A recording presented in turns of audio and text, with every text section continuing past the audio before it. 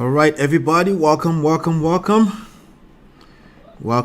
It's first of its kind, or let's say the reborn, because I know the chief has tried a couple of things in the past. We have myself here. My name is Ola Bitogun. Many people also call me Man of Prestige because I run other platforms called Men of Prestige. But this is the Sharp Edge News TV, the new Sharp Edge News TV. So we're going to be having a lot of conversations around politics here, and we're just here to have a conversation around breaking news, around trending news with regards to politics all around the world. And it's going to be the first of its kind right now, but we're getting started. So the official first will be on Sunday, the 7th January. But today there is a breaking news: the passing of the governor of Ondo State, Nigeria, who passed at the age of 67. So we're going to be having some conversations around that. Today with me, I have Chief Oladime Abitogun, the editor-in-chief, the founder of Sharp Edge News TV, and I want you to look out for a lot more great conversations around this. We're live on Facebook and YouTube at the same time, so please go ahead and help us share and continue to hit the like button, share, subscribe, turn up your notifications, because we'll be here at least once per week and you don't want to miss out on any one of this session. Without any further ado, my very own personal person, uncle, High Chief Oladime Abitogun. Welcome, bros. Good to be back, and I want to thank you for all that you have put into making this happen. I must commend you for the exceptional expertise you demonstrate when it comes to all kinds of media productions. I give that to you. I thank you. And viewers at home, it's good to join you. And accept my condolence concerning the passing of the governor of Ondo State, Rotimi Akeredolu. Also, the should I say untimely death of the former Speaker of the Nigerian House of Representatives, Gali Umar Naraba, who was also 65. Rotimi Akeredolu passed on at age 67. And then, of course, the unfortunate massacre, part of the set of pogroms happening all over Nigeria at the moment, targeted killings by miscreants, social misfits, terrorists, who, at the last time, more than 160 people have been, not just as ordinary statistics, real victims have gone down on the Plateau State, North Central Nigeria. For how long will these intractable and avoidable tragedies, for how long are we going to continue to have this kind of thing with us? The murderers only need to get it right once. Those who mind our the different security outfits in Nigeria, the intelligence community have to be on top of it and get it at all times. And part of the unfortunate comparisons often drawn, even by people you would ordinarily feel are exposed enough, are knowledgeable enough, is to say that, after all, people are killed. Gun violence in America, killings in the Middle East and all that. That such tragedies happen everywhere, elsewhere. Should that be a justification for having it over and over in Nigeria? This is something that can be stopped. The crime merchants can be stopped in their tracks, and we hope that whoever is in charge of the security architectonics in Nigeria will be on top of the game Let us stop this bloodletting. That said, it's good to join you on this platform. Absolutely, absolutely. All right. So the first thing I want to do is I want to go through this Vanguard. I'm just going to read this Vanguard story that was just posted just about 3 hours ago, and then we'll take that conversation from there. Because the setup, the format here is that I'm actually learning myself. I'm not really too, with regards to politics, especially politics in Nigeria. I'm going to be learning, so I believe it's also going to make the conversation even much more interesting. So I'm looking at this story here. It says, "Sad day in Ondo, how Akeredolu died at 67. Aiyedatiwa sworn in as governor, vows to sustain Aketi's legacies. Declares 3 days of mourning. He died of prostate cancer in Germany. Ondo government, okay. That's already posing a question." Says we've lost an extraordinary leader. Details of funeral to be announced later. Tinubu, Atiku, Akpabio governors. PDP, Bayojo, AGF orders MON. How Akeredolu became fourth Nigerian governor to die in office. I didn't know that. Interesting. And so there's this short article by Dayo. Go ahead. Yeah, could that really be true? Because I would think there was this Alhaji Shehu Kangiwa who fell off the back of a horse during a polo demonstration or whatever game in those days, during the Second Republic, unless somebody wants to really correct my knowledge of Nigerian politics. But are you saying there are more governors that have died in office? No, but in this case, saying is the first Nigerian governor to die in office, I do not understand that. That may not be completely true, because Shehu Kangiwa was the governor, and then he was taking part in this polo game. That he fell off the back. Also, allegedly fell off the back of a horse. He fell from the horse, and then complications later he died. Of course, you will remember the case of the governor of Taraba, the man who was a rookie pilot, and who flew himself into a crash, and then and the people were making all kinds of contraptions. Just like what you had in Ondo State. The governor for a while had been sick, and nobody was going to give a full disclosure. And this is one major worrisome situation about living in Nigeria and about being a Nigerian. Right. The people who mind the growth of politics never operate in full disclosure with the citizens. And that is a major recipe for mental health situation. There is always this element of opaqueness. People are not transparent. They don't give full disclosure. For example, at what point did Akeredolu develop the health situation that eventually led to his death? At what point? And then what was even the diagnosis? What was that condition? Now, somebody is talking of prostate cancer, but the general belief, the information out there is that this man had leukemia. Leukemia, exactly. So which one is the truth?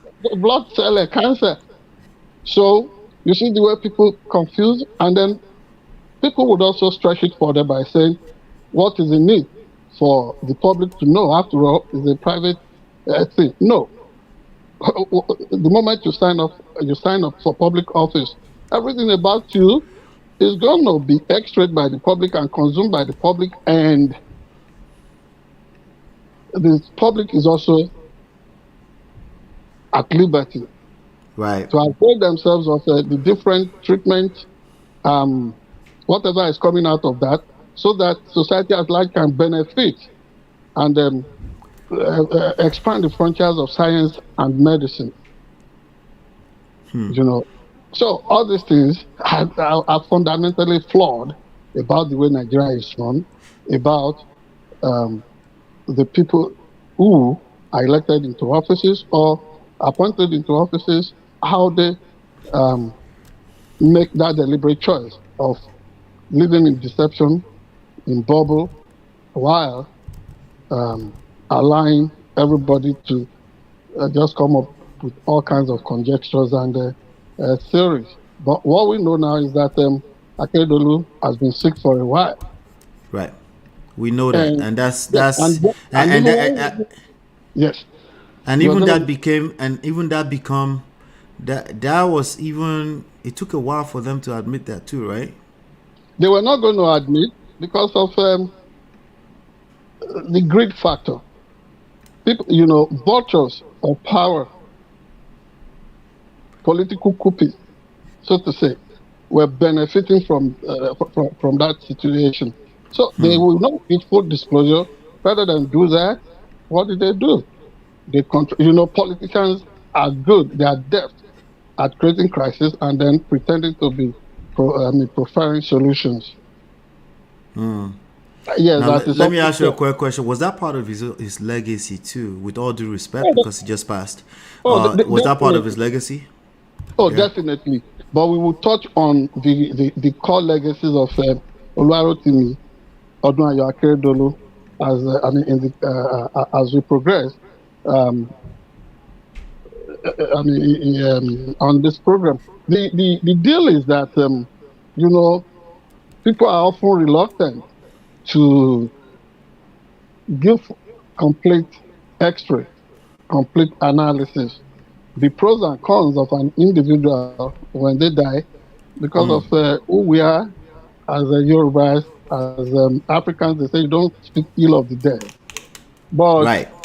How do you hope to improve on the future of your society, individuals who are in leadership, if you continue to hoard information about what constitutes the personality of an individual, about what constitutes their core legacies, achievements, and setbacks? All these things must be viewed in totality. Right, because that's how we improve, and that's one of the struggles with some might call the traditional culture. Yes, the silent culture. There's a lot of truth to that, but how do you strike a balance? But if you don't spread all clots in the sun, how are you going to prevent against some of these clots, pressures as they are, from gathering mold and all kinds of vermin, bacteria would nest on those clots. So you need what's it called? You need to bring a beam of light, the clique of light on it, so that there can't be any hidden place, and then society benefits from that. We all can be better for it. Yes, or bad people benefit from that. It's all not just bad people. All of us, as we are, we take advantage of it, right? Yes, all of us, being mortal as we are, we cannot play God. We cannot say we are completely saintly. So the truth of the matter is that we should acknowledge our humanity. We should understand our frailties and understand that as we progress in life, some things will be dropped, some things will be picked, some things will be picked, and all together we can become an improved breed. Absolutely. We cannot just get stuck mentally. That psychological fixation is not going to benefit anybody. It's not going to benefit the society. Now, before we get into some of the legacies that I want you to bring me up to speed on with regards to the Arakùnrin Aketi,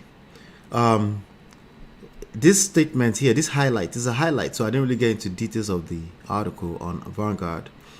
The highlight says he died of prostate cancer in Germany. From everything you've seen all day as this news broke out, did he die in Germany or in Lagos? Well, on another platform last week, you asked me, where was Akeredolu? I said, from my church, with the people around him. He had been flown outside the country again. After, when he came back to Nigeria, when he was packaged and brought in the last time, and then they shielded him from those who elected him governor in Ondo State, and they virtually relocated the seat of government of Ondo State to Ibadan, the capital of Oyo State. So that city was playing a dual role, which in any way was not known to the Nigerian Constitution. So you asked me, and I said, from all indications, it appeared he had been flown abroad again. Right. And people were making all kinds of, they were contriving all kinds of gimmicks and rigmaroles, telling us that he had signed some checks, he had made certain approvals for salary payment, project implementation, and all that. And I told you that amounted to a fraud on the part of people that were saying all these things, and we were challenging them to bring the governor, indisposed as he was. They should bring him out so that the people would see him, and not just some of his assistants, some members of his family, his wife, his son, who was behaving like an archetype of Absalom, David's son in the Bible, almost hijacking the government of his father, because actually initially his father had enabled him, had permitted him to do that. The worst form of what you would call corruption, which is nepotism, because the father. So when you say that, right, you said the father had encouraged him to do that. Can you be a little bit more specific on what these activities were exactly? Yeah, the father had sponsored a bill that was passed into law by hapless lawmakers in Ondo State, describing, giving an amorphous, a very nebulous title of Director General in charge of projects, monitoring, implementation, what have you. See, that boy had limitless power. Only something that could be comparable to living in, what was it called, with the ruling family in North Korea. Or if the ruling family is the Trump family in the United States. Yeah. Or from what has been disclosed, through court filings and what have you. You know the way the Trumps traumatized Americans, how they have been taking on their advantage of the loopholes in taxes and business operations in America. But let me say, unabashedly, that of Ondo State was even worse. That boy, at the age of 27, without any prior experience, exposure, or management, or what have you, literally took over the running of Ondo State. And it looked preposterous, if not outrightly absurd, that such a thing would happen in a place like Ondo State. With the level of progressive culture that the state used to boast of. That was what these people infamously put through. Took everybody for a ride, took everybody for a fool. Mimiko first raised a red flag on that possibility during the campaigns for his second term in office. He had he had contested that ticket against Akeredolu, and he said this was what Akeredolu perpetuated as president of the Nigerian Bar Association, You know, our people coming out now to talk about Akeredolu in the superlatives. No doubt, he had his positive side, but in office, the real test of who he was really conducted, and then he really did not. Uh, I mean, go above average. He fell below average in that test. So all these people coming out to say, "Oh, Akeredolu was wonderful," and all that, it's just because if they have their chance, and let us warn Aiyedatiwa that is in vowing to continue with the legacies of Akeredolu. I hope it's not going to start putting his family members in charge of what belongs to the generality of Ondo State people. I mean, if that happens, according to a statement here already, yes. I think he's promising to Aiyedatiwa vows to sustain Aketi's legacy. Is that just it depends. Political talk, or he means to do that? You know, people would have to say all the nice things about the dead, like I had indicated earlier on.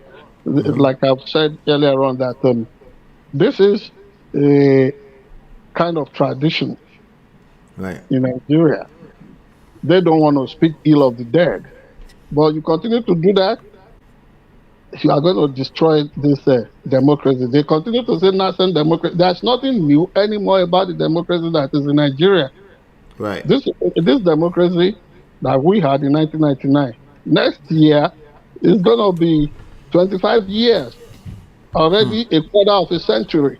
That is no longer nascent. There's nothing novel. There's nothing new about it. So to continue to offer platitudes in place of pragmatic actions, to continue to want to promote a culture of what was it called?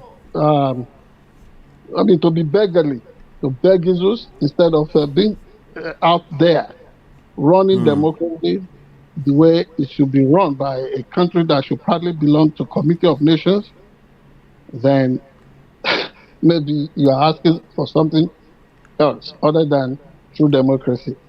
So it depends on what aspect of Akeredolu's policies or legacies that Aiyedatiwa want to embrace. Would it also be part of his, is it going to be part of the deal to continue in future to deceive the people of Ondo State, even when the truth could be obvious? Certainly, that is not what he is trying to signal. That is it. So, there's a question that's burning in me. That's right. That I want to get to, because we're talking about, what's his name, Aiyedatiwa. Yes, Aiyedatiwa. Which, admittedly, I have never heard of this name before, but but I'm learning. I'm here to learn. Well, remember that when the late governor picked him as his Man Friday, as his political sidekick, the deputy initially, first appointed him, wanted him to replace Agbola Fred Ajayi, the former deputy governor, who had a long disagreement with him at the tail end of his first time in office. I remember how that man used the court process to frustrate every attempt at getting him impeached and removed from office. Aiyedatiwa was picked, and Governor Rotimi Akeredolu was all over the place dancing, and then what's it called? Explaining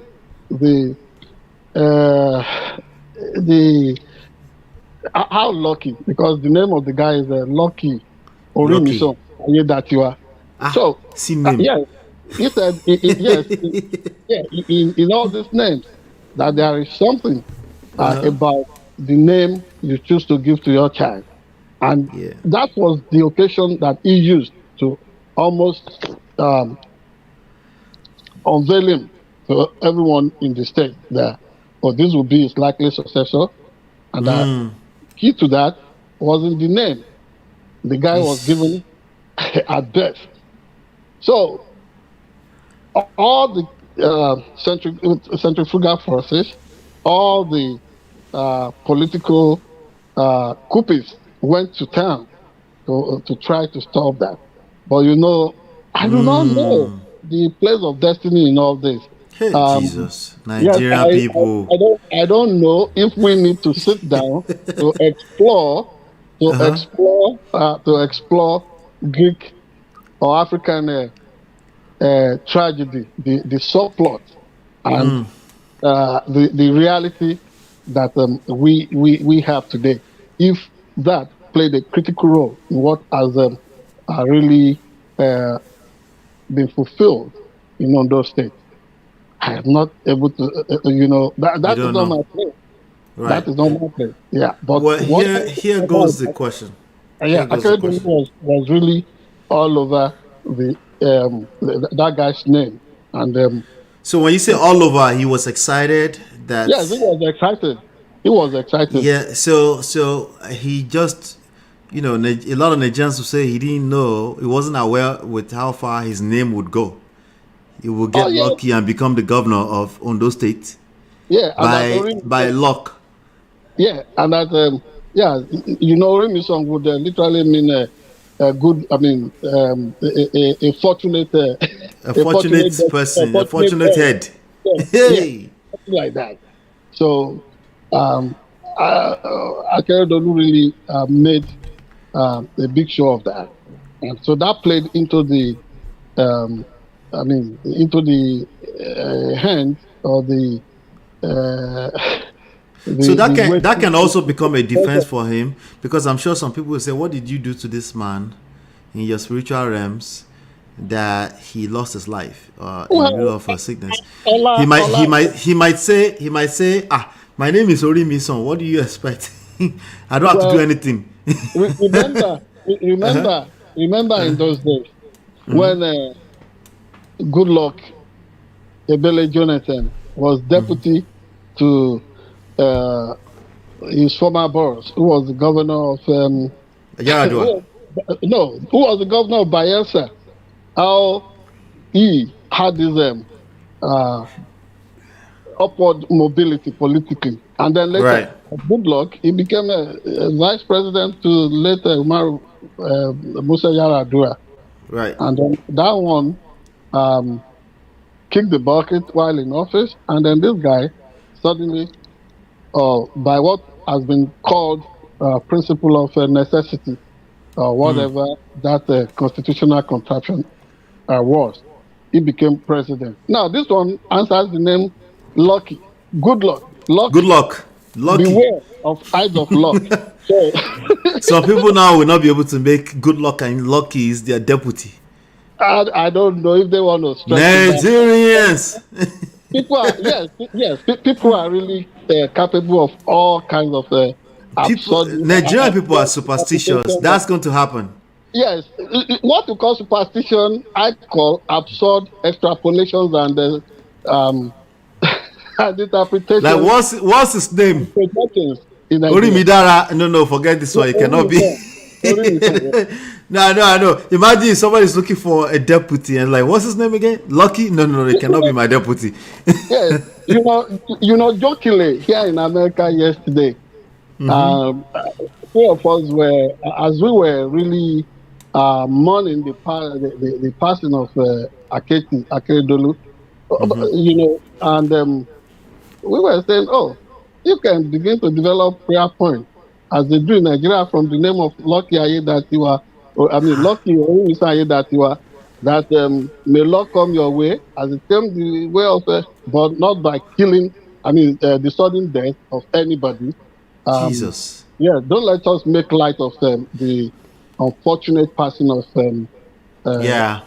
Governor. Yeah, but everybody was like, well, this is life. All right. So as we hit the bottom of the hour right now, I want to ask you the question finally. Okay. What is your overall take on the legacy of Arakunrin Rotimi Akeredolu? What is your overall take on his legacy? Very critical question. As Akeredolu was coming into office,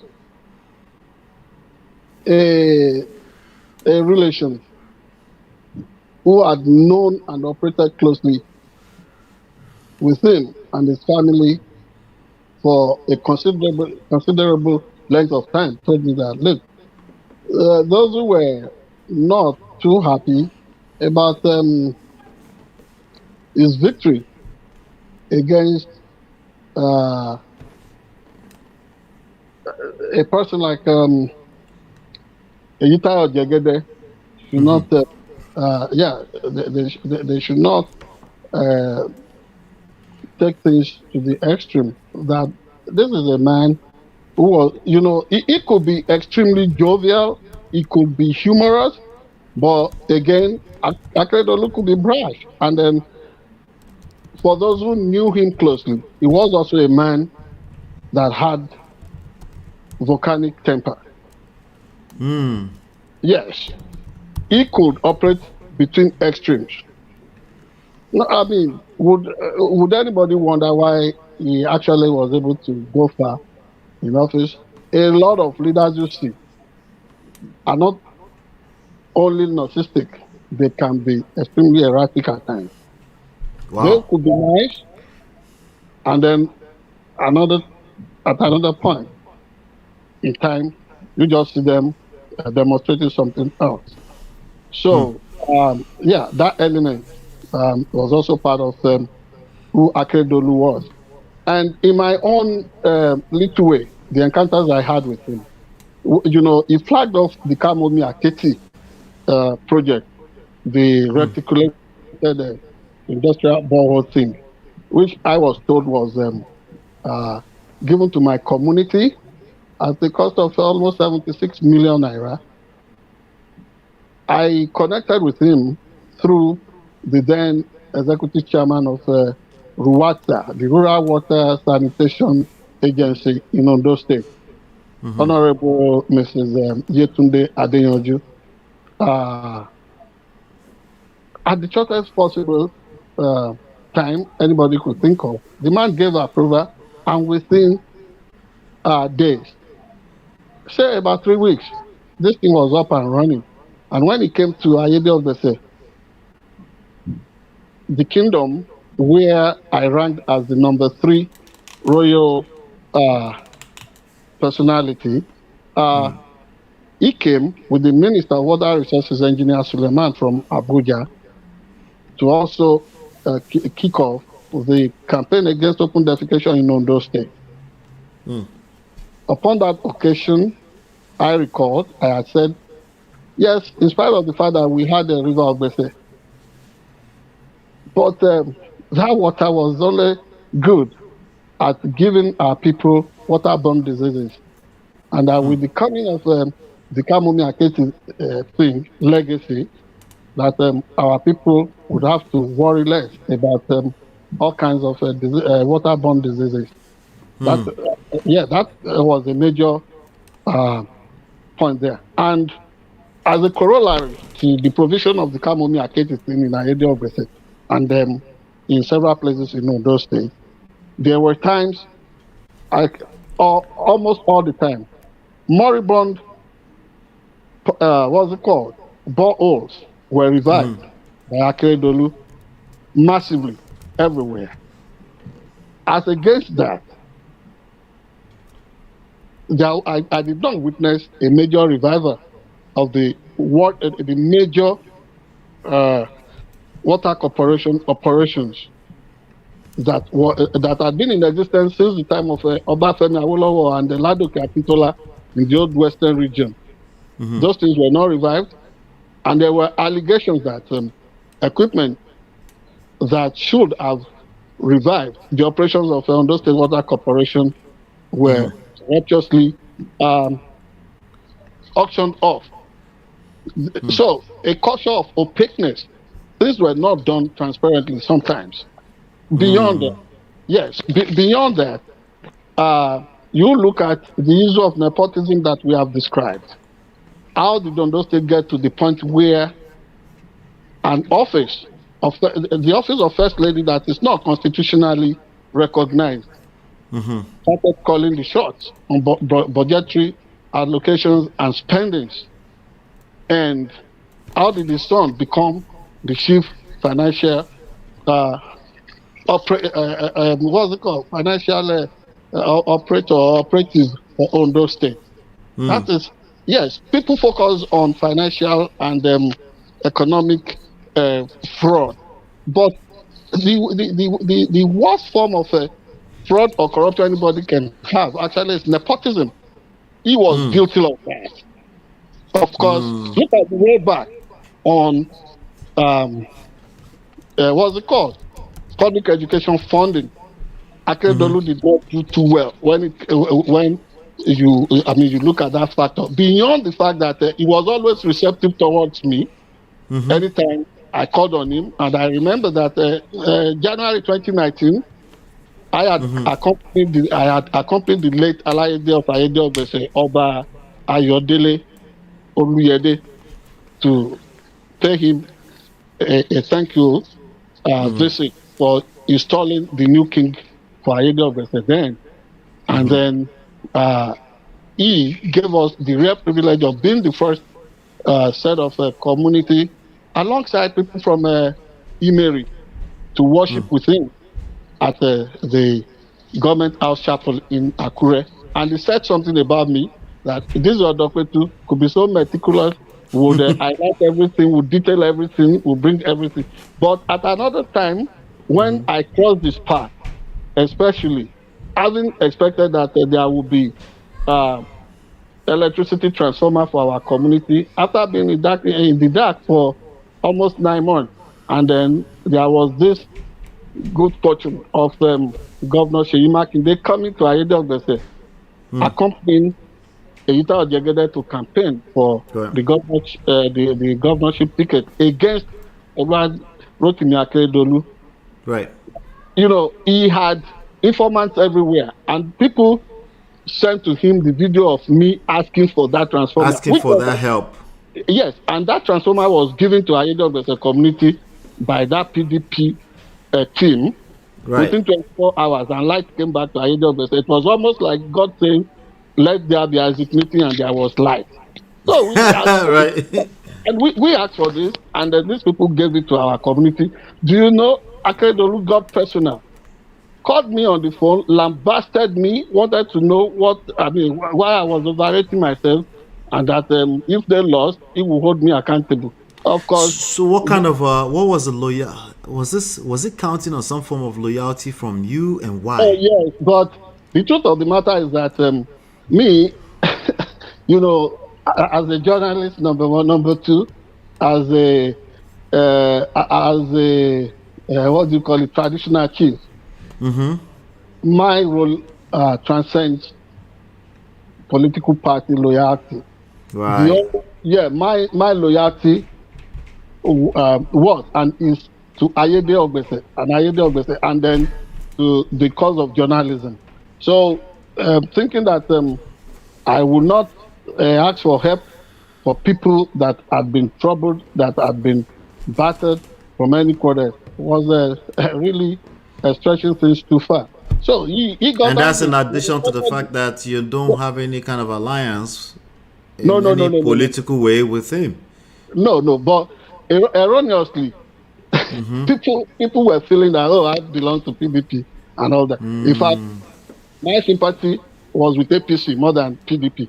But over time, I found out that all the stuff being peddled, being advertised by APC concerning progressive, ideology, is all fluke. It's all fluke. It's not true. For example, you cannot compare between the progressive credentials of somebody like Dr. Olusegun Mimiko and Rotimi Akeredolu. You know, and then there were times people in Ondo State were genuinely worried that that man will serve as a surrogate district officer to the interests of Bola Tinubu in Lagos.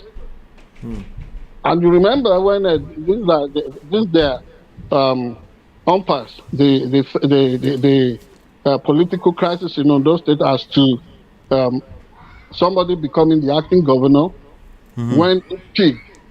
People, I mean, Tinubu actually played that card of almost reducing the acting governor of Ondo State to a district officer, saying that he should sign a document that would purportedly make him resign his office if he went beyond certain bands. You don't issue such caveats to chief executives of a chief executive officer of a state in a true federation. That could only happen in banana republics or places like North Korea, Russia, or China. In true democracies like America, Brazil, Great Britain, towards which Nigeria aspires, we cannot do that. So some of these things happened, but all said and done, Akeredolu had his time. Definitely, he lost that ambition. He became the governor of Ondo State. We would leave the judgment of history. Let historians do justice to that. His place in history actually has been secured. Whether it's going to be as a hero or a villain, we leave that to posterity. But he served his time, and may he so find gentle repose. Amen. Amen. I'm going to play this short clip, and then we'll get right back into the rest of the discussion. Hold on one second. Let's see. This is one of the, I guess, tribute videos through Channels TV. Let's see here. Okay. Yay. There you go. All right. Let's go ahead and do that.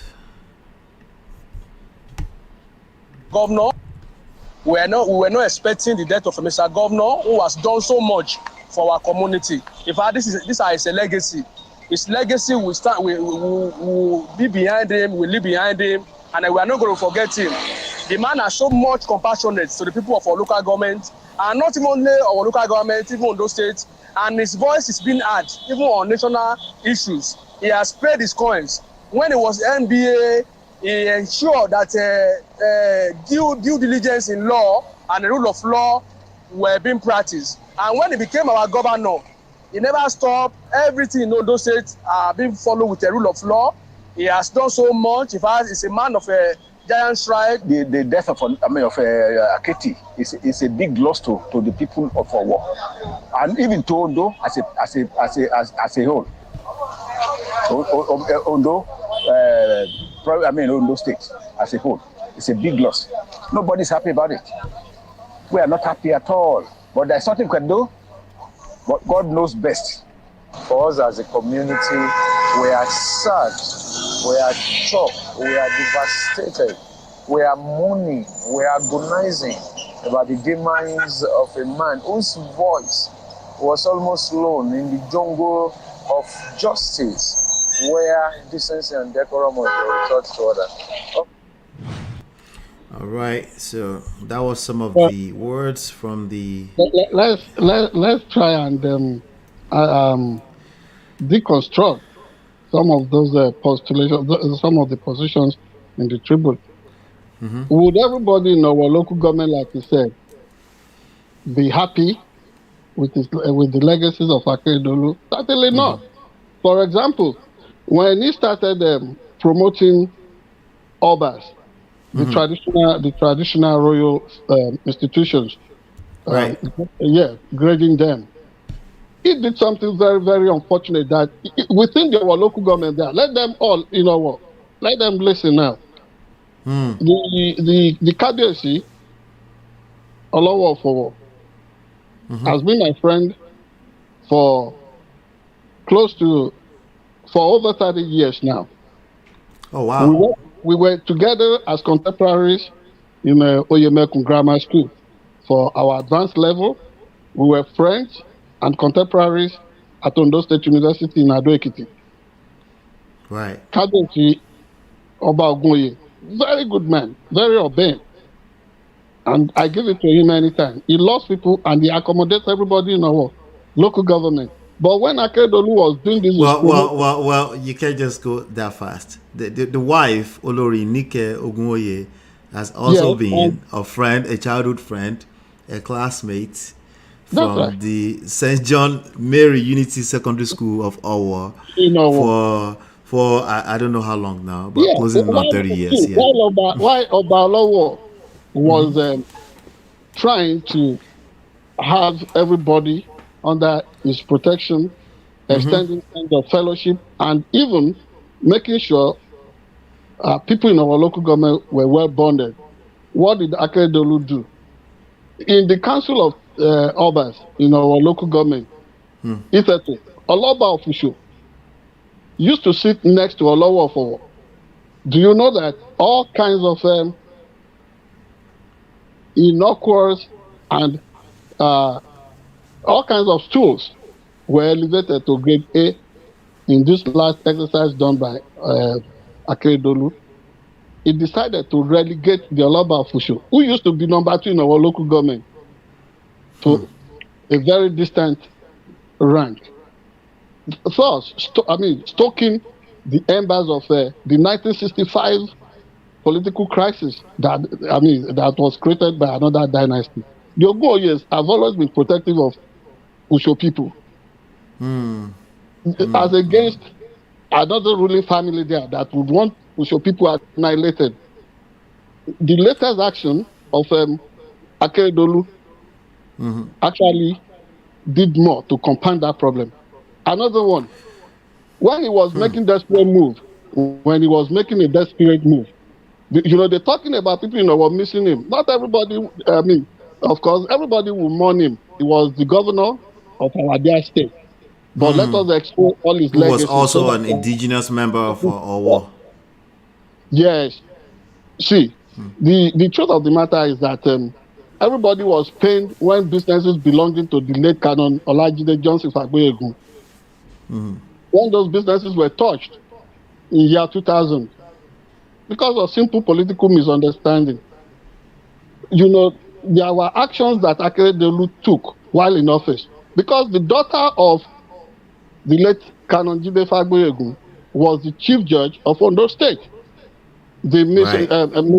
Olanrewaju Toyin Akeredolu. The husband came from Ikare Akoko, not related to Akeredolu's from Owo. Well, so many people did not know that. Yes, they thought they were related. I'm trying to make that clarify, contract distinction. Absolutely, so now, that's because the state chief judge, that is Justice, the Right Honorable Justice Akeredolu, would not support the voting ambition of the governor to remove Alfred Agbola as the deputy governor, because she pointed out procedural errors in what they were trying to do. Right. Akeredolu got personal, went to bring the entire drama, and there were allegations of an attempt made to even poison the chief judge, because of what? Simple matter of trying to impeach a deputy governor. So people do not have 360 degrees views of who Rotimi Akeredolu was. It could be nice, but then the moment he drew the line, remember him describing another chief judge, Kumuyi, and Mimiko as bogus enemies for life, that he would not want to have anything to do. These had been his friends, but because of the fact of political contestations in Ondo State, he declared them life enemies. So that is one aspect. People should understand, you should relate with people to know their capabilities, their personalities before you come out to say, oh, everybody missed him. The people of Fusho who had been denied the opportunity of an LGA today because they are accurate speaking minority in our local government. Right. Would they be happy? Would they celebrate the legacies of Rotimi Akeredolu like these people want us to believe? I mean, I'm guessing that we're going to continue that conversation. That part that you were just talking about, the Usho part, we're going to come back to it some other time because I think I'm hearing more about that conversation these days. Yes, he really got, I mean, he gave them a raw deal. What were the other things they mentioned in their tribute that he did? Yeah. They said he did other things. But that is the simple take. It's not, I mean, people, all of us will miss him. But he was not a perfect man, just like all of us are not. So my question around that would be, could that just be, you said he gets personal, you have personal encounter with him where he got personal, right? And but also it was a guy who had the qualifications to become the governor of a whole Ondo State. Ondo State is a very important state in the nation of in the Federation of Nigeria, right? So for somebody to have such qualifications to get that done, that's something to write home about, right? So my question is that could it be just the natural course of things when politics are involved? I mean, you know, some people will say, hey, everybody cannot be happy with you if you are going to be the leader of such a great state, an important state in the middle of the Federation of Nigeria. Could it be that, or do you think is deeper than that? There could have been a better governor. Would Aiyedatiwa or Jegede, right? Would he have been a better governor for Ondo State in hindsight, right? No, certainly not. He probably would not be. But that sense of fairness, justice must be demonstrated at all times. That's what we're talking about. Yes, with Akeredolu, you cannot be too sure of anything because a lot of people actually went into APC with them and they left frustrated because they felt there was something that was really at the heart of that political movement. If you are not really, if you are not carried along, it's almost like a cult of power. You would just be, they get so desperate to deal out the majority of the people, and then very negligible number of people could say they have benefited from the leadership of or the government of APC, whether at federal level or state level. That is just the plain truth. Yes. People who really run around for them to make sure they get into office are usually treated badly at the end of the day. So this is not a matter of preferring Aiyedatiwa or Jegede to Rotimi Akeredolu. Gotcha. Yeah. It's just looking at his legacy squarely and saying, hey, this was what it was. Right. Yeah. Right. Yes. Okay. All right. Let me play a short clip about his health. This titled "A Look at Akeredolu's health struggles," and then we'll round up. In 2019, the health status of Governor Akeredolu first came to light after he was outside the state for about 5 weeks over ill health. But this was downplayed as being less serious by state government officials. However, in January 2023, reports revealed that he was treating a blood-related disease. Although very little information about his health was available, concerns over the governor's failing health grew with his absence from major events like the commissioning of the Dangote refinery on May the 22nd, 2023. He was also absent from the inauguration of President Bola Tinubu in Abuja on May the 29th, and also unavailable during President Tinubu's meeting with progressive governors shortly after the inauguration. In June, he embarked on a medical leave to Germany, which lasted for about 3 months. And upon his return to Nigeria in September, Aketi, as he is popularly called, returned to Ibadan in Oyo State rather than Ondo State. All right. In October, I'm going to leave it at that. Yes. Before we go into somebody in another tribute, the tape you first wrote was talking of Aketi always being a man that respected rule of law. Yes. That was always done in part. In part. In part, he also had a penchant for disobeying court injunctions. For example, there is a subsisting injunction from the High Court of Ondo State saying nobody should touch the former trade fair complex along Ibadan Road in Akure.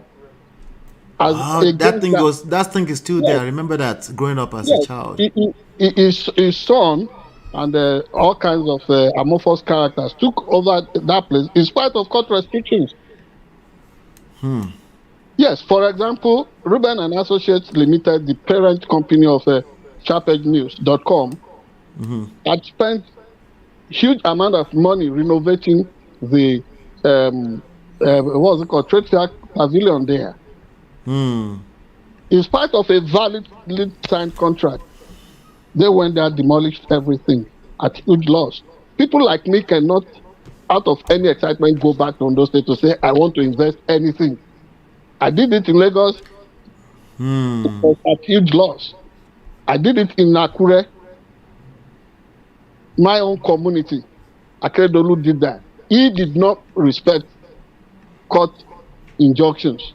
And Charles Titiloye, the Attorney General and the Commissioner of Justice in the state, will be listening now. And they would give all kinds, and these people, they can force their way through anything. They reign like the like lords of the manor. Who would dare challenge them?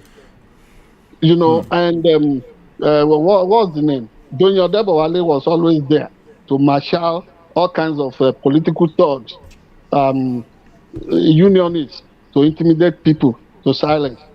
That's part of the legacy. Now, to the issue of Israel, yes, we have spoken initially about that.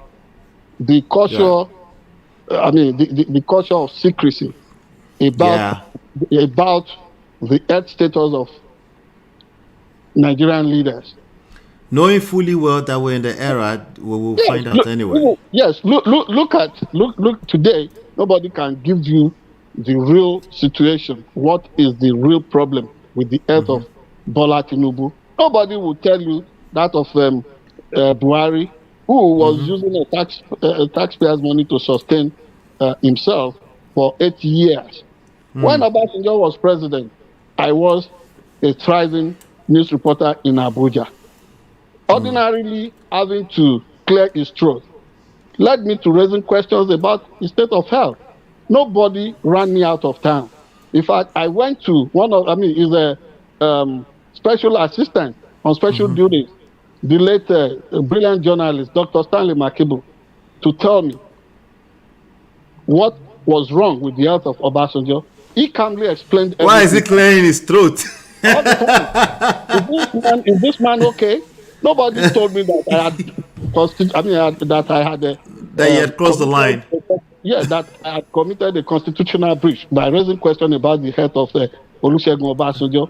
Right. Unlike these people, you dare ask any question, even when it is obvious that everything is not okay.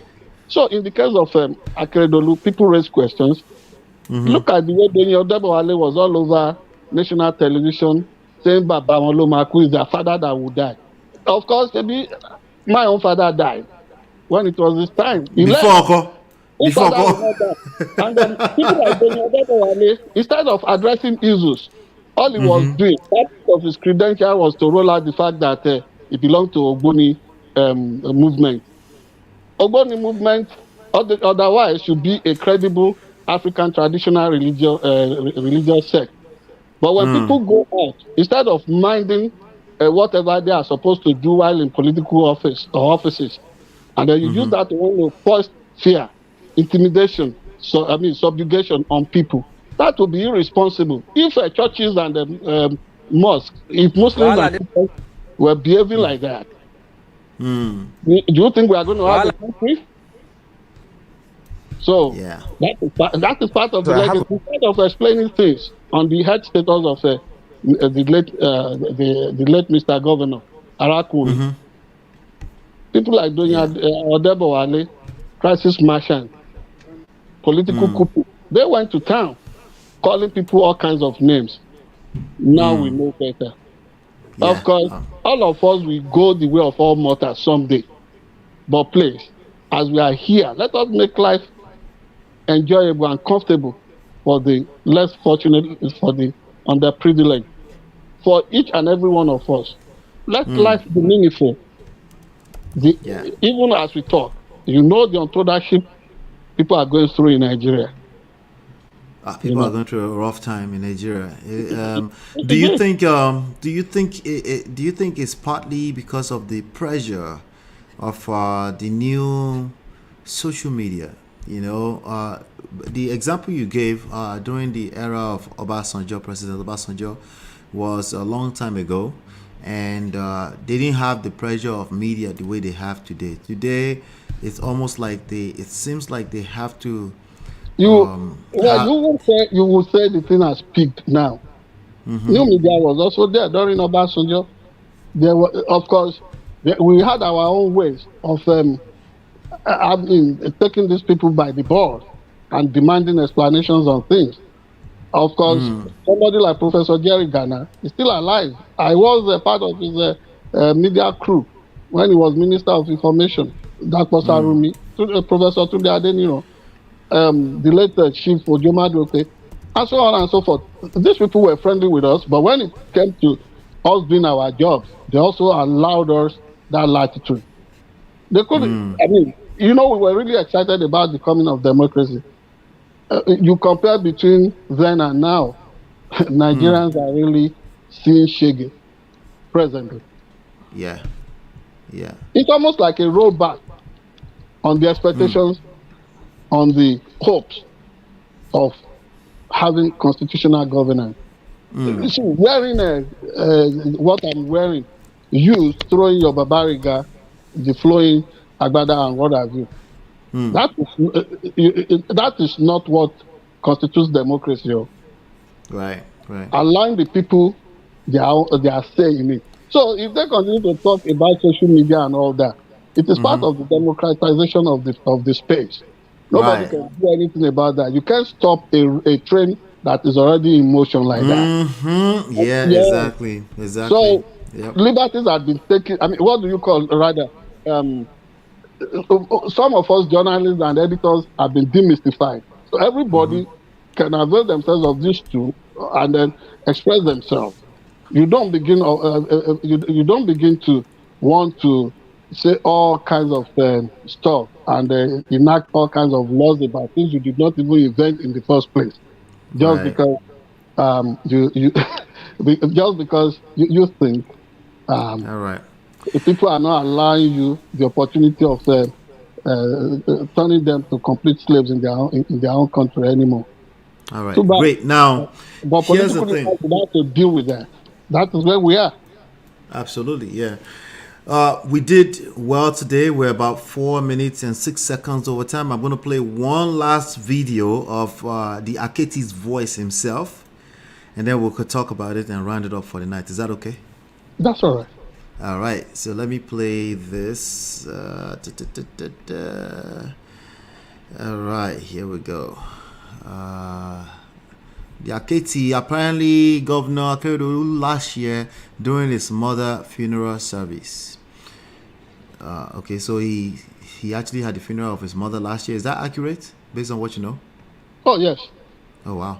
Let me play it. He's speaking in Yoruba. I'll do a little translation after it's done.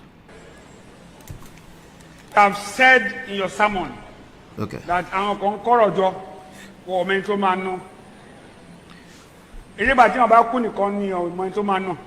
I the corridor go key FCC ko Ojua. Kila beshesi. Time before Koro I drew and came out from All right, so what he said. See, yeah. Go ahead. You do it. That's a man that was clairvoyant.